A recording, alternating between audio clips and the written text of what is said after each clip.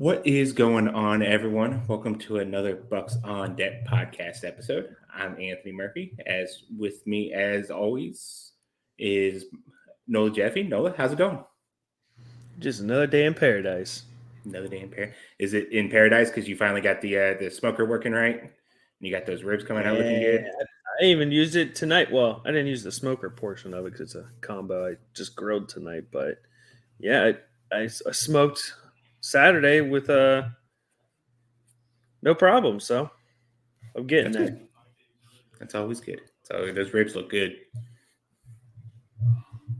They taste good too. Yeah. But we're back, another episode. Going to go over some recent promotions within the system.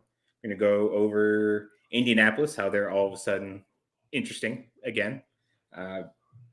Couple notable debuts all the way down in Bradenton.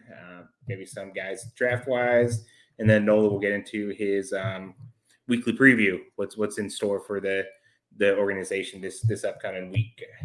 But starting with promotions, I think we'll start with probably the two most notable ones. Thomas Harrington and Bubba Chandler were both promoted to AAA Indianapolis. Harrington's official now because obviously he pitched on Sunday. Bubba's still technically on the Altoona roster, but I'm sure either Tuesday morning or whenever he's about to make his next start, it'll become official. But he's heading there. You have a chance to watch any of Harrington's start, or I know you sent me a message, so you saw the metrics for it, and they weren't overly pretty his first time. No, for Harrington, yeah. Yeah, the TJ stats for his first start, and especially the fastball, the thing that we've been talking mostly about wasn't. It didn't pop in his first start. I think he averaged only I think it was 91.1 or 91.2 miles per hour on it. Yeah. The VA was a shade under 5 degrees, so it wasn't first start, but yeah, the shape off the bat wasn't popping the way we expected. But I mean, first start, I'm not worried. First start, you can tell I don't know whether maybe he was just there's maybe some like nerves with it at the new level. And Toledo had a pretty good lineup there too. So maybe just a little bit of nerves and stuff like that. Like you said, the shape wasn't great. The velocity was a little bit down. I know it was a couple starts ago that he was hitting 96 on multiple occasions. I can't remember where it was. It was on the road because they had velocity readings on. I think it was at Erie that he was pumping out 96 multiple times. Yeah, he was sitting like 94, 95, hitting 96. Yeah. So it's in there. It wasn't like he gave up 5 earned runs, but I didn't feel like it was that bad of an outing on there. Was the first inning he only needed 9 pitches to get a kill Badu, Spencer Torkelson, and then Jace Jung all out. He got Badu with the strikeout. Got Badu again the second time he faced him, struck him out as well. So some notable names there that he was able to get out.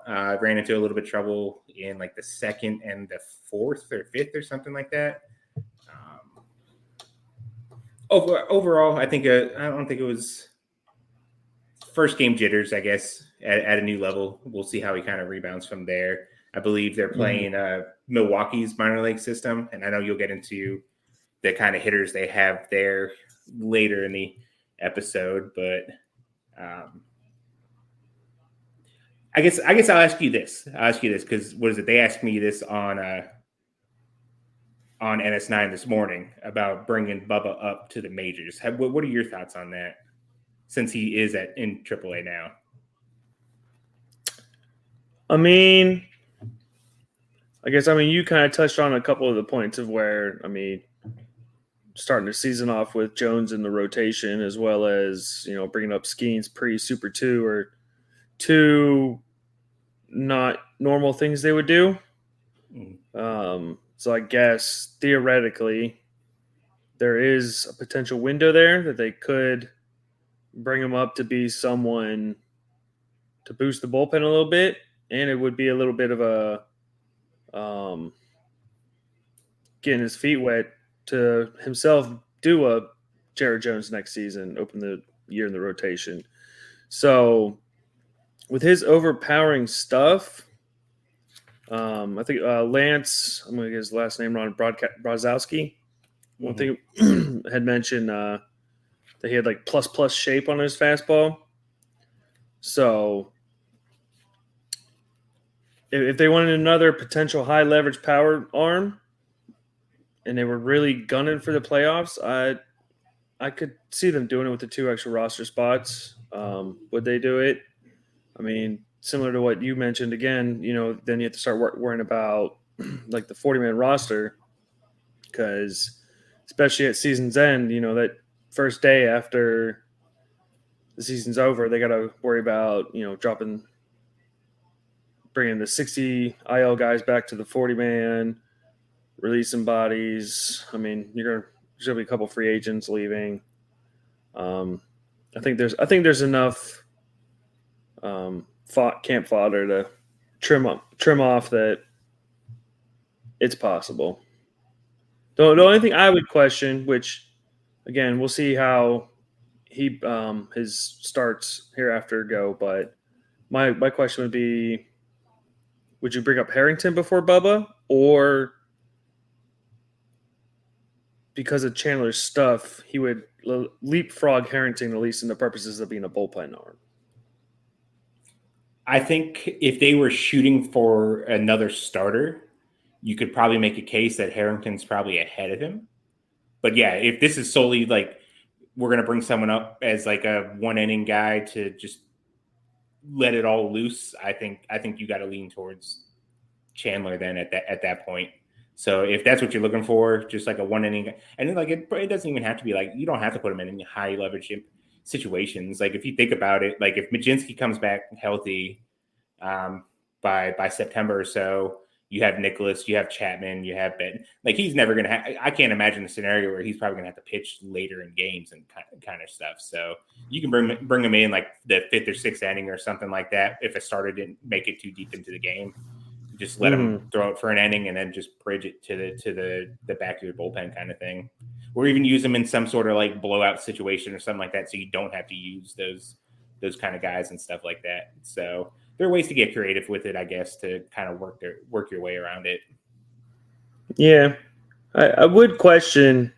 I mean, that's like question, just theorizing that. I wonder if they would potentially, depending on how well he did, saying he came up, if they would throw him into like a potential closer role to finish out the year, just because, I mean, let's be honest. I mean, obviously everyone knows that Halderman hasn't been holding down his part of the game lately, and honestly, Bednar honestly hasn't been great himself lately. They've been two of the, granted they're pitching into more high leverage situations, and if you put a Dennis Santana in that same situation, he probably might get rocked too. So yeah, I don't know if they might they might give a Kyle Nicholas a first shot just because of how well he's pitched, but I wonder if they'd just be like, you know what, kid, Bubba, go out there and just let it rip. His stuff and like his whole, like, if the starting thing doesn't work out, like you were probably looking at like an elite level, like top best, one of the best closers in baseball kind of stuff with him. Like obviously he's taking like huge strides forward to where like I think that's less of a concern now. I feel like, but like, man, his stuff would play so well in the 9th inning. I feel like. Oh yeah, well, and that's because what Jim mentioned, that he closed out the Features game and he closed out that spring breakout game, and yeah, I mean it's in there. Yeah.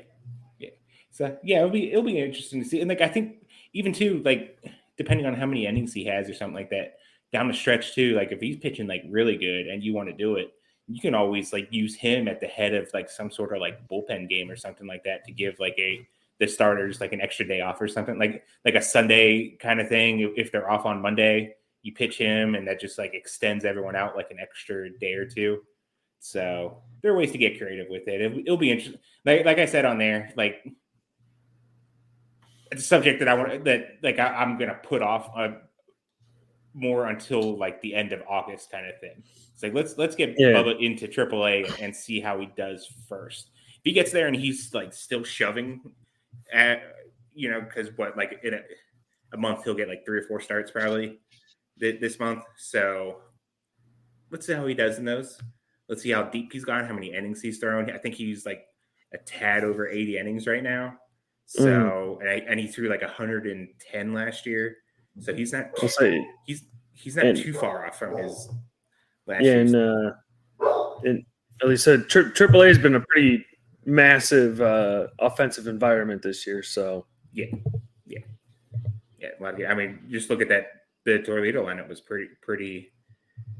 Had a lot of either guys who've played in the majors or like some top prospects guys too. So yeah, well, that's what I think. I don't remember specifically off the top of my head, but I know that looking at it recently, like the league average OPS in AA is something like 690 maybe, and in AAA it's like 770 is like the average OPS. Is that taking into account the PCL too? Because I'll probably jack it up. No, that's just that's international league. That's insane. Yeah. Oh yeah. Well, that's what because and I mentioned it in the NS9 Discord because they were tagging us about how we're with Bubba and Harrington going to be in AAA now with Statcast data, and we're going to be able to get metrics now, and we're like, yeah, we're going to be insufferable. It's our time. Yeah, and I just brought up the whole Saris tweet he put out. I want to say early June about how there was only 4 pitchers at the time in AAA, in all of AAA, with average or better stuff plus, so 100 or better, average or better stuff plus, and average or better location plus. Like there was only 4 pitchers, and 2 of those are in the majors right now, Shane Baz and David Festa. So I don't remember the other 2, but yeah, it wasn't pretty. So it could also just be a matter of the quality of pitching in AAA is just not great. Not great. Yeah. And like I kind of like I know I've heard someone say that too and all that because I get asked all the time about like Henry Davis, how's Henry looking? Has he done anything different? And like obviously there's that sense of excitement that gets brought up every time he hits a home run, but it's kind of like, well, like it's AAA pitching doesn't feel like it's very good right now, so like he probably should be doing this and kind of thing. But yeah, we'll see. It'll be fun. It'll be fun to see Bubba there. Like Nola said, really excited to see some of the pitch metrics from Chandler and Harrington. Harrington's first game, the metrics didn't come back overly well. The fastball seemed like the velocity was down a little bit. He's never really like an overpowering guy, but did have a game where he was like 94, 95 and hit 96. So we'll see how that goes. Yeah, looking forward to it all. Yeah. Going down to AA, quite a few guys recently and stuff. One guy really recent, I think they got announced today or like late Sunday night or something like that. But Dominic Parachi heading back to Altoona. And I know Parachi's a guy that you've been really high on this year. You want to go ahead and give your thoughts on Parachi and stuff like that? Yeah, no, I'm looking forward to seeing him get a longer leash, a little bit more room to run in AA this time. I can't imagine this is going to be a quick up and down again, seeing as everyone from Altoona has been promoted. Which we'll get a little more into that later, but it's gonna be a rough week for Altoona, just with who they're facing in general. But I feel like his stuff took a huge leap this year, and I'm really looking forward to seeing against more advanced hitters. I'd like to get more velo readings on him, but it was only more like it seems like it was only like 91, 92, but Yeah, it seemed like the curveball last year was real loopy, like really loopy, and he leaned Yeah, on it a lot. And this yeah. year, it seems like he tightened it up a little bit. It seems like there might be a slider in there now, so he's had much better control, and looking forward to it. Yeah, Um, yeah, he's a guy like I kind of made that. I kind of made that not quite fair to him comparison to like Barry Zito, just because he reminded me like with the delivery and he had the big looping curveball last year and all that stuff. Like you said, he's tightened up a little bit, but Altuna's in a weird spot because they have before they called up Parachi, and I guess you could call Parachi a starting pitcher. They really only had like one pure starting pitcher left after they sent Harrington and Chandler to AAA because Sean Sullivan, he recently got moved to the 60-day injured list, so he's done for the year. Hunter Barco's on the injured list now. So it was just Po Yu Chen. They had Nick Dombrowski, who he's basically a starter now. Drake Fellows, who's basically a starter now.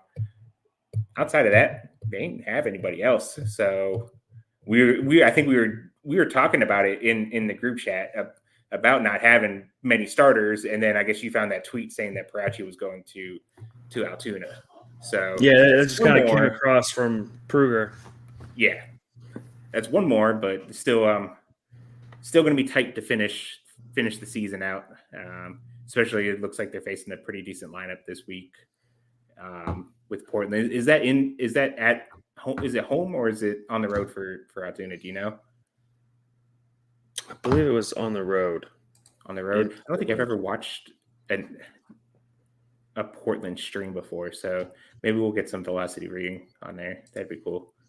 That would be fun. Get to see some of those. Hopefully, one of his better start days. 96s from Woods. Yeah, he's 90. He's all in Portland right now. It's in Portland. Yeah, I don't think I've ever watched a Portland stream before. So, I don't recall. Yeah, I don't recall ever. Every time they've played Portland, I feel like it's been in Altoona. So, which is weird. But also coming up to Altoona recently, another one of I guess your personal favorites, Cy Nielsen, the reliever. Finally getting the call. What is it? He started last year in Greensboro, started there again. Just was he pitched in quite a few spring training games too. During the spring. And that's why I was kind of surprised he started off in Greensboro because he pitched in a couple of spring games and I mean he looked pretty good. Granted, end of the games probably facing lower level guys, but I mean he looked real good. I was kind of surprised and. He got 2 appearances with Altoona? I think 2 appearances, 2 innings apiece, and he has 8 strikeouts in 4 innings. Yeah, he gave up 1 unearned run. Mm-hmm. Which, that part's gonna be fun. Which, that's an area where like even Parachi's first start with his ERA above 4. I wouldn't put too much emphasis on box score reading for pitchers pitching in Altoona because the defense is rough, man. It's so rough. Defense is rough everywhere. Like I saw Mitch Jebb botch like 3 very simple ground balls last week. They were like very simple and like that was really bad. It was really bad looking. I think Pachardo had like 3 errors, maybe. Yeah, I think So, I don't think Jackson Glenn has an error yet, so there's that. Or he might have 1. I feel like he barely plays now, so he better not have any errors. He hit his first home run this year. Like ever? No, this season. Or this year. I was going to say, I could have swore I saw him hit a home run. Stick one more player, or a lot of guys finally moving up to Altoona. This one, he's been there for probably like around like 2 weeks or so now. But Nick Samilla was finally promoted. We finally talked them into promoting him after he was kind of just seemed like he was just going to be stuck in Greensboro forever. no matter how many home runs he. But it was a little bit of a slow start, but it looks like he's starting to pick things up a little bit lately. Yeah. Actually, we were talking about his numbers just before we started, and I was impressed. I mean, 13 games, but yeah, I mean the K percentage is only 20.8%, which would be the lowest of his career. So I imagine that'll probably step up a bit. But I mean, he's still got a walk rate above 10%, 13.2, showing some pop. Even got a stolen base. Yeah. I had to do when I was filling that out for the morning rundown. I had to do like the little double look because I filled in Nixon Miller and I scrolled down on the box score and I saw his name under stolen bases. I kind of had to do like the double look. Like, wait, stolen base? Okay, let's go. So. Yeah, Pirates lack some first base power bats, so like, and like you said, the 20% was like the lowest of his at any stop, which probably means it probably go up a little bit. But I mean, like his swing and strike rate is still under 10% for the year, or at least the last time I checked. I checked a couple of days ago on there. So the strikeouts are maybe like borderline, but he's not swinging and missing in a lot of stuff. Maybe could be a matter of just getting him to be a little bit more aggressive in the zone kind of thing. So yeah, we'll see. And last notable promotion, your cousin Carlson Reed finally got moved up to Greensboro. Was having a really good year in Bradenton. Struggles with control here and there and stuff like that, but he was. I think it was pretty clear that they needed to push him to the next level, and all it took was trading one of my favorite prospects in the system, Patrick Riley, and it got him up there. Yeah. So he didn't I guess he pitched fine. Like his outing got shortened because of the rain. They suspended the game mid-inning. So it was like only like 3 1/3 that he pitched. He only struck out one, walked one, gave up like a hit or two or something like that. So not as usual, like wipe out kind of stuff and all that. There were some times it looked like he was having to struggle with the fastball, which I guess that's about on par with him. But interesting guy. Interesting. What have your thoughts been on him this year so far? I mean, I guess, at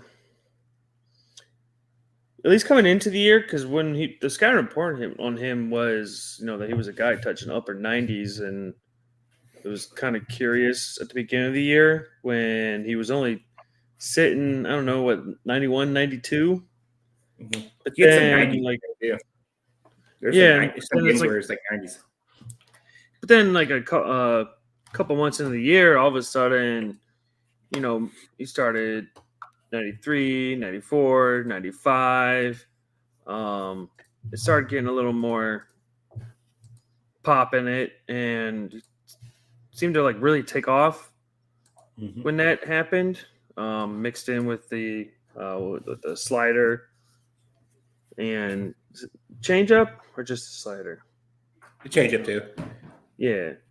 So, and I mean, I was trying to look it up for some reason. Savant's not being cooperative right now because he did get some nice swings and misses in the game the other day. But obviously, yeah, it was a pretty heavy contact game.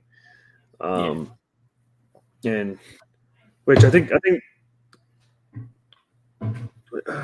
did he give up an unearned run, or was it that the first hit was the ground ball to Jeb? I think they called it an error. That was one of the errors from Jeb where he just like botched it. Yeah, it was. Yeah, that was his game one. I think there might have been unearned in there somewhere. But I mean, yeah, you want to see more swing and miss, some more Ks. First start in high A against. I mean, this past weekend, the Winston-Salem Dash actually took it to Greensboro quite a bit after Greensboro had their number all season. But this past week, I guess the competition was a little more leveled off with all the promotions. So, no, I mean, for a first start, it's something to build off of. And he pitched on Saturday, I believe. So probably looking at him making his next start on Friday. Mm-hmm. So that'll be interesting to look out for. They play Greensboro plays Rome, which is the Braves minor league team. So that'll be interesting. So a couple more guys we wanted to talk about today, or I guess we can shift to Indianapolis right now, which Indianapolis is all of a sudden kind of relevant again when it comes to like prospects. Like we went into the season and it was kind of just they were just kind of placeholders and depth guys and former prospects and stuff like that. But now with the Harrington and Chandler promotions, along with getting Billy Cook and Nick York, as well as some just other guys playing well and stuff like that, it's not out of the realm of possibility that Indy fights for a playoff spot late this year. So that'll be interesting to see. Well, yeah, because they had that 9-game winning streak, which got right in the thick of things. Unfortunately, then they lost 3 in a row, so now they're 5.5 back of the final playoff spot. That's even what makes it kind of a bigger series is that Nashville's ahead of them by 2 spots, 4 games back of the lead. So, it's a pretty big series if they want to gain some ground. Yeah. And so, like, obviously Cook and York, they made their debuts into the system. They both played fairly well. York picked up a hit in each of the 5 games. Cook had 5 hits in 2 games. 3 were doubles and a home run and stuff like that. What are your way too early thoughts on them since they've been in the system? I think what is it you said? York played left field too one of the games. So yeah, I don't necessarily want to say he mishandled a double rope down the left field line. He didn't field it off the wall very cleanly when it bounced off the wall. But what little I saw, I mean, he looked fine. So, but I mean, truthfully, I didn't get to watch a lot of them since their acquisition and activation. But in total, I mean, it'll obviously, like we were saying, it'll be the team to focus on now because they should have, I think, per pipeline 6 of their top 30 prospects, and because Baseball America is still in love with Gorski, 7 of the top 30 from Baseball America. So they refuse to give up on that guy. They love some Matt. I thought we liked Matt Gorski, but they love Matt Gorski. They do. Yeah. I mean, I guess to some credit, I mean, you look at the system as a whole, and if you're not ready to boost up a bunch of complex level kids like Fangraphs is based off some data they've gotten, I mean, with the way that the system kind of looks as a whole, full season ball and especially hitters, I mean, yeah, not the worst. It's like you said with it gets to the certain part of the system where it's all just like personal preference guys. And I mean, theoretically or technically speaking, like he's a really good defender with a really good arm that can play center field. There's a lot of power when he gets it. Yeah. So like those kind of guys too. I mean, that's more or less like a Michael A. Taylor kind of like a profile kind of thing there. He plays really good defense and if he gets a hold of the ball, he's going to hit it a long way.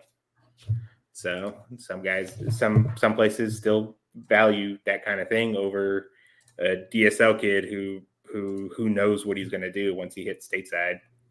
Yeah. So, yeah, but it'll be interesting to see how they push for the playoffs. Like their rotation all of a sudden is like really good. Adding Chandler, Harrington, they have Mike Burrows, Aaron Shortridge, So if Braxton Ashcraft ever comes back, it'll get interesting at that point to see how they kind of work things too, because they brought Domingo Herman back from he opted out, came and then signed back with the team. Ashcraft returns. Like, do you bump Herman out? Do you like You cut also got Ashcraft Luis back to Cessa work it too. back in? So there's lots of options there. Obviously, you bring all those guys up with that in mind and stuff like that. You're going to give priority to like your prospects and stuff like that. But it's good to see that they have those kind of options and stuff like that when it comes to trying to win or push the playoff envelope. So, let's get. Well, technically, I guess it would be 3. Let's get 3 affiliates into the playoffs. Greensboro, Pirates, yeah, FCL, Pirates. FCL. Oh yeah, they made the playoffs. Speaking of the FCL, we had some debuts. Some guys. FCL season's over. They lost in the championship. Had I think, what was it, like 5 guys get pushed up to the Marauders. Obviously, the two most notable ones probably Johnny Severino and Jordani De Los Santos. Unfortunately, we didn't get to see any of this last week because in the year 2024, there are still minor league affiliates without a stream. Unbelievable. Yeah. Although I will say we've come a long way too, because it was just a couple years ago to where like our only options were on any given week. Our only options was Altoona or Indianapolis a lot of times. Yeah, but I mean, there was a time where it was like when Altoona, like when it was like that, at least Altoona had like, that was the year they had like O'Neal Cruz and G1 Bay and Mason Martin and Castro. They had a pretty good team then. So at least we could say that. Yeah. It was a while there. It was like, well, I guess I'll watch Clay Holmes start, I guess. Yeah. Or oh, those were the days. All right, man. But Jared Eichhoff. Man, you're bringing back the wrong kind of flashbacks here. But is there anything that you're looking for particularly off of those two, as far as like when we finally do get to watch them and stuff like that? Obviously, we got to see Jordani a little bit last year, and we've seen them both a little bit in the complex off the stream. But like, we'll obviously get 1, more consistent data, and 2, better visuals of them playing now. Yeah. And I'm not sure if all of them will be streamed, but I think we got 5 weeks left. Mm-hmm. Well, I know St. Lucie has one. They have one. So so this week for sure we'll see it. Yeah, I mean, the biggest thing I guess I'll be looking for is the typical thing we look for with these complex kids when they move up is are they recognizing breaking balls? Are they making good swing decisions? Are they just swinging as hard as they can at everything that comes towards the plate? At least box score watching, Jordani hasn't struck out with Bradenton yet, so that would at least be. I don't think he's gonna, all of a sudden turn into Trey Morgan, but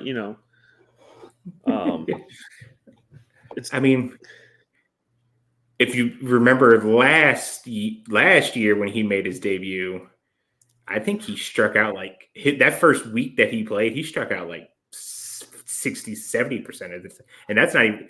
That may be a little bit of a stretch, but that's not that much of a stretch. Yeah, he was striking a lot when he first got up there. So yeah, and I mean, yeah, we especially like these young kids. I mean, Braylon Bishop, Edward Moika, Scotto. I mean, you go down the line like all these kids. They go from the FCL. You're like, oh man, this guy is mashing, and then they get up to single A, and you're like, oh no, they can't hit a breaking ball. Yeah. Yep.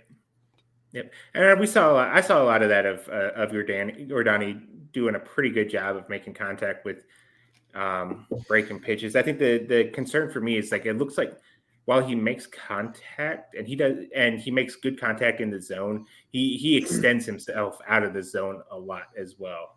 So part of it will be keeping that in check to try to keep the strikeouts down and stuff like that. But like when he puts the ball in the play, like he just really has to put the ball in the play because then like his speed just plays and is such a weapon there. I think he already has a couple stolen bases too. I think Sunday he picked up a couple of hits and a stolen base. So, and for me, Severino, I just want to see him make contact, because he had looked like there's some swing and miss issues and stuff like that. He makes contact, like there's a lot of raw power there. So if he's making contact, well, it's a good chance we'll see the ball fly a couple times. Yeah, I mean, with Severino at this point, I kind of just want to, outside of the FCL streams we've seen, I kind of just want to watch him play, like on a more, I guess, professional stream, more viewer-friendly stream. Yeah, a lot more viewer-friendly, and then to get like some added like metrics data and stuff like that. Like a lot of games, like I they have like the exit velocity below. If I'm watching the game, I'll jot down like everyone's exit velocity. So if I dig through enough notebooks, I could probably put together like 10 to 15 exit velocity numbers from him to kind of get a somewhat of an average and stuff like that. But here we'll get like a very consistent data reading and stuff like that. So that'll be fun. And I guess we can't forget to Xander Meath I guess Xander Meath also getting moved up. I can't imagine I don't think he finishes the year out probably. I don't know. Did you look at his player card yet? I have not, but I don't know how. I want to see. Do you have it pulled up? Not currently, no. But okay. I know off the top of my head what the VA was on his sinker. What was the approach angle? 3.8. What? The vertical approach angle was 3.8 degrees. Okay, so Nola and I will probably nerd out here for the next couple of seconds, but just to let everyone else know, that's really good. That's elite levels. That's like elite level. Well, that's elite for a four seam. Yeah, we're talking about a sinker. This was a sinker. Yeah, and usually, like the levels for four seam are usually 4 degrees, -4 degrees is flat, -6 degrees is steep. For a sinker, it's -5 degrees is flat, -7 degrees is steep. His was -3.8 for a sinker. That's insane. I'm like, what? That's insane. I want like me personally, like, okay, I'll look over and keep an eye on everything else there, but I want to see what the actual release height is, where his release is, and where it compares to everyone else. Because I know when I got down there, like we saw him a little bit last year in instructs, and we're like it's a low arm slot. But when I got down there to Bradenton and watched him from the view and all that, it was so much lower than what I had expected from watching like video of him on there. So I want to see what his actual like release point is off his arm slot, because it's got to be one of like the lower arm slots that you'll probably see out of a guy that's not just like a straight up side armor or submarine kind of pitcher. Now, I will say, what part of me is wondering if maybe some of his pitches were miss, like maybe if they were four seams that were miss. What's the word? Mischarted,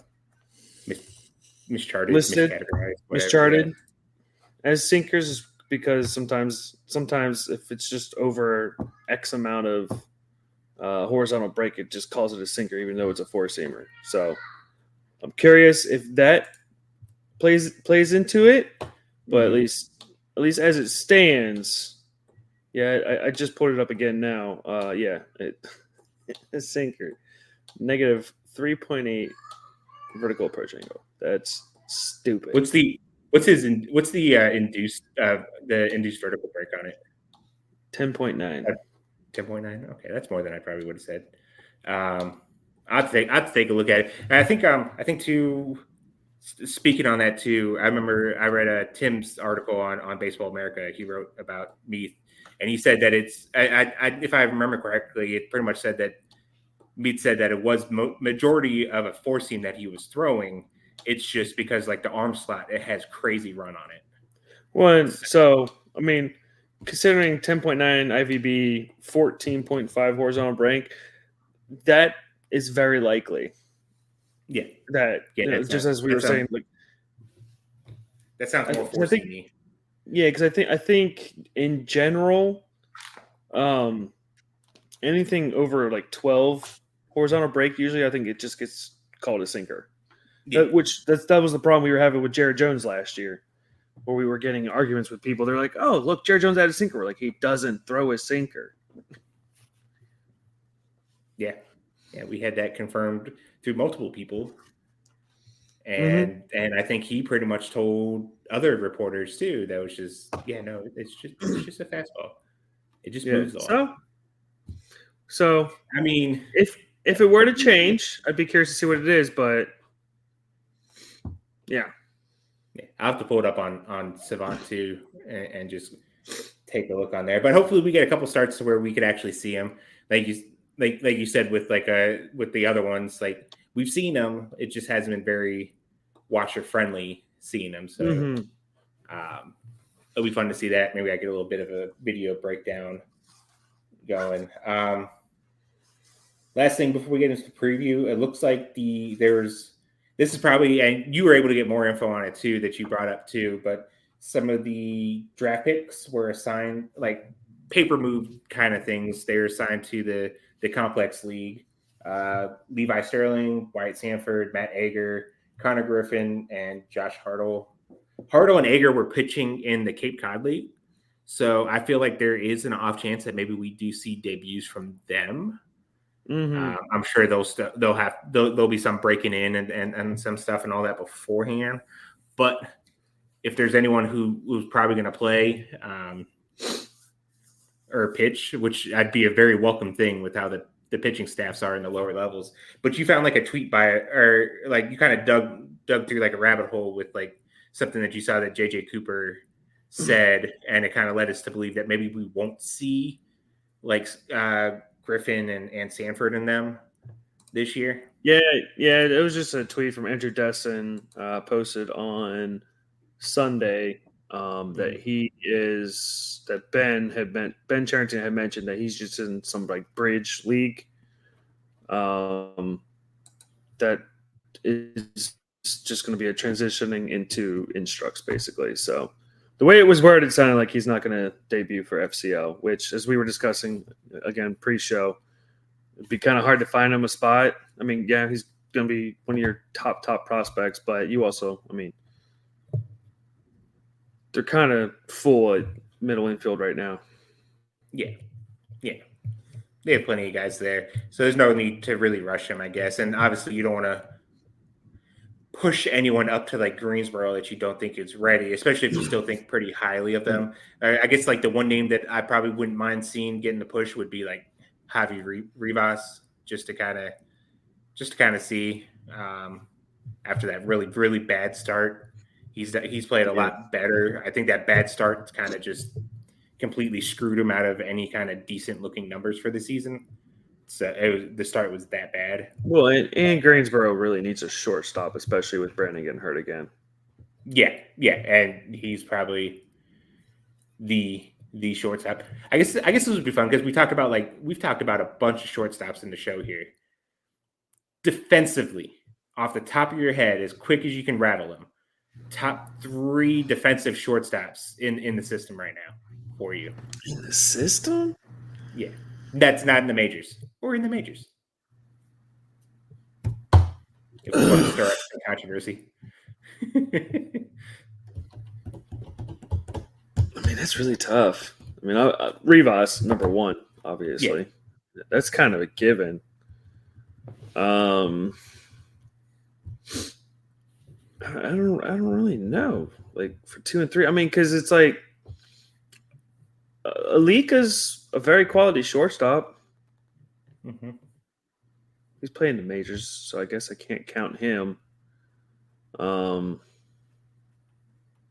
Baguero's kind of like a O'Neill Cruz light. O'Neill Cruz without the 100-mile cannon on him, basically. Yeah, he's like Cruz is a 30-30 guy. Baguero's like a 20-20 guy with the athleticism and some pop and all that. It's just, finding consistency and everything. I mean, okay, Brannigan, Rivas Brannigan. And I don't know if I want to say Chang. That's probably the order that I would have it. I think the order. I think mine would be Rivas, Brannigan, and then Chang. Well, that's it. I mean, and if I want to reach, I guess I would say probably Rivas, Brannigan, Jordani. Jordani would be close. Jordani's close. He's really smooth there, but I don't. I guess maybe I could probably just chalk it up as where I haven't seen him enough to probably put him. Like I haven't gotten really good. And what is it? I think the 2 games that I actually saw him play when I was down there, he was playing second and third. So I don't think I actually haven't seen him in person play short yet. So yeah, I mean, he's played there some. He hasn't played a lot this year. I would say Andre Alvarez wasn't too bad at short either. Yeah, he played fairly well at short. Let's say aside from them, like Pichardo, no. Tamar, no. Jeb, no. So yeah, I guess Rivas, Brannigan, Cheng. Final answer. I was just saying that too because I feel like what is it? Harrington said like they felt pretty he pretty much said that like Connor Griffin was gonna he's a shortstop at least to start. So yeah, if he's playing shortstop and you have 2 guys that are debated as as 2 of your best defensive shortstops in Bradenton, kind of hard to find playing time for him at that point. Well, although unless you move Rivas up. Well, and then I guess in that sense, because the bat's not probably up in the same area, because Wyatt Sanford probably starts in FCL to get full-time shortstop reps. Yeah, that makes sense. I'll say, I mean, Renders. Yeah, it could probably be some sort of Renders and Sanford playing short in FCL. Renders also playing third base. Yeah, they can slide like Sanford over to second too a couple days during the week too. Yeah. So, which I mean, look, I mean they have at least as now Deuce Gorson listed, at least drafted as a shortstop. So that's probably that might even be your Greensboro shortstop next year. I mean, sure, why not? Why not? Okay, well. Sounds like fun. I think next year's going to be a 2-week trip probably for me next year in Bradenton because that seems like a lot of stuff to keep track of. But you want to go ahead and get into the weekly preview? Weekly preview. Yeah. Well, as kind of talked about already, Indianapolis are coming off a 3-3 week. That was included a 9-game winning streak with a 3-game losing streak. So they're in the playoff race right now, taking on the Nashville Sound, Milwaukee Brewers affiliate. They rank near the bottom in team OPS, but near the top in team ERA. Their top prospect is Jefferson Cuero, but he's full season IL. But Jacob Mizorowski recently was promoted or had his first AAA start last week. He's a consensus. Well, he wasn't at least not on ESPN's Kylie's top 50 update, but he was on MLB at Pipeline and Fangraphs top 100 prospects. Tyler Black's a top 100 prospect. He has some MLB time, so it should be a tough matchup with some high end talent that they're facing. A nice battle between NL Central foes this week. Altoona are going to be playing the Portland Sea Dogs, who lead the league with a 772 OPS, team OPS. And if you recall, I mentioned that the league average is it's like 680, 690, somewhere around there. And theirs is 772. Now, their top prospect is Marcelo Meyer, who was added to the IL, but it was a hip injury, and they said it will probably take the minimum stay.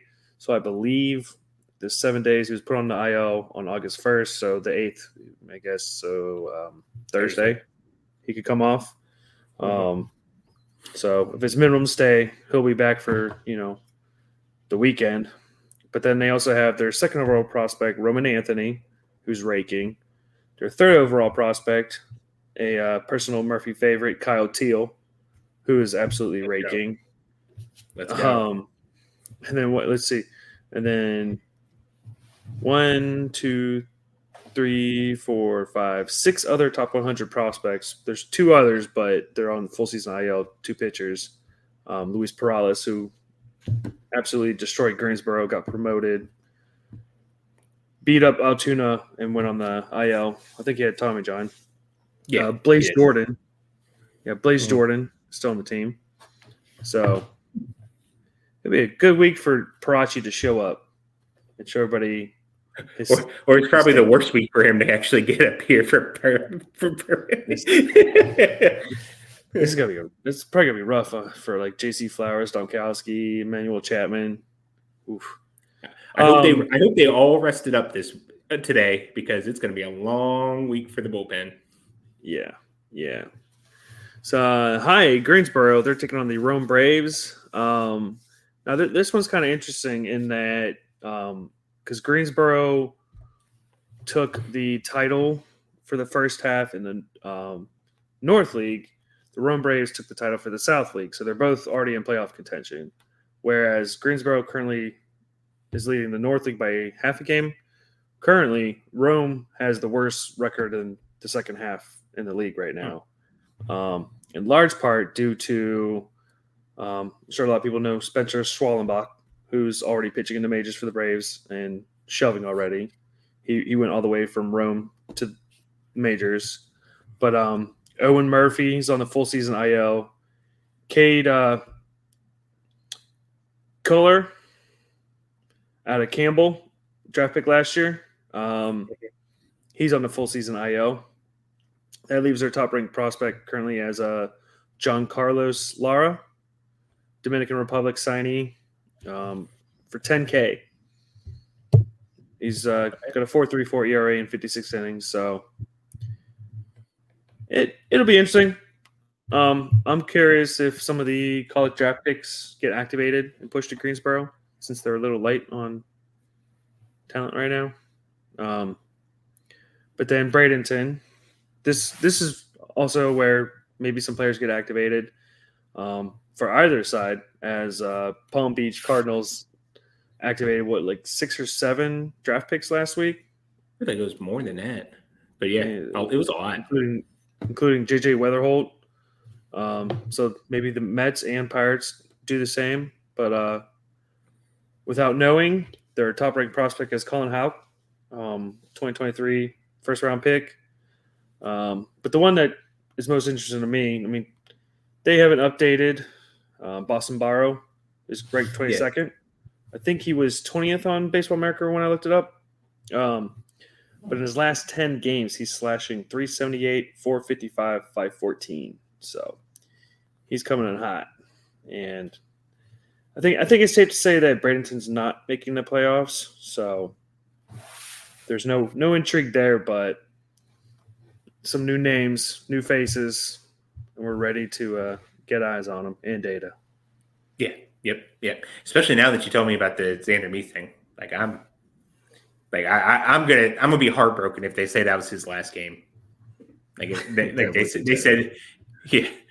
Oh yeah, we teased you guys with this incredibly fantastic looking fastball, and we're just gonna not pitch him to where you can see him until next year. Yeah. That would suck. I would be very upset at that. So, but yeah, I guess that's going to do it for the episode, everyone. Nola, how can they reach you on social media? You got any Nola knowledge for us? At Nola Jeffy, NOLAJEFFY. Nola Knowledge. Read your contracts. And when people deliver stuff, make sure to take inventory. I'm afraid to ask on that one,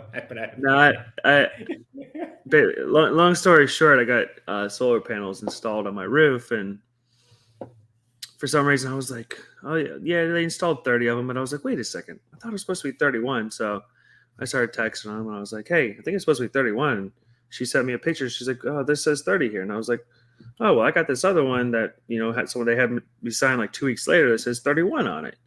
I was like, it must have been a typo because it's the same price and blah blah blah blah. Well, I looked at it again. I was like, the first one was for 410 watt panels. The second one was for 400 watt panels. So I don't know if it was out of stock, back order, whatever. They had to switch the panels to a 400 instead of 410.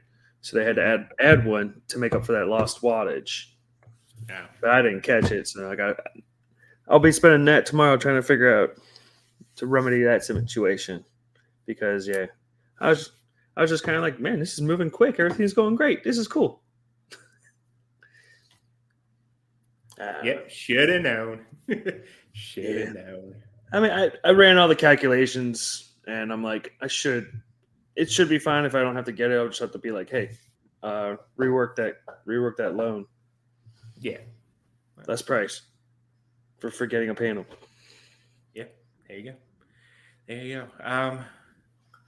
I don't have any kind of rants or anything like that. I think I had one earlier today that I jotted or told myself I should jot down so I can say it here, and I didn't write it down. And if I don't write stuff down, it's just gone.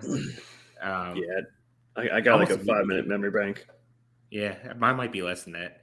But yeah, follow me on Twitter at @double_Murphy88. Subscribe to Bucs on Deck. Last month was the best month of the site's history when it comes to page views. So keep it up. Also helps that the Pirates are doing well. So that's kept a lot of people engaged. Subscribe to the site. I did a video breakdown of Nick York over the weekend or late last week. I'm gonna do one of Billy Cook eventually. I don't know whether I'm gonna wait till he just plays some games with Indy and use the Indy videos, or if I'll go back to while he was in Norfolk. Got a feature I'm gonna work on Christian Curtis too. That'll be out later this week, maybe early next week. And Ethan just messaged me and said that he sent something in too. So Ethan will have something up on the site here within the next day or two. So be on the lookout for that as well. But thanks everyone for tuning in, and we will see you guys next week.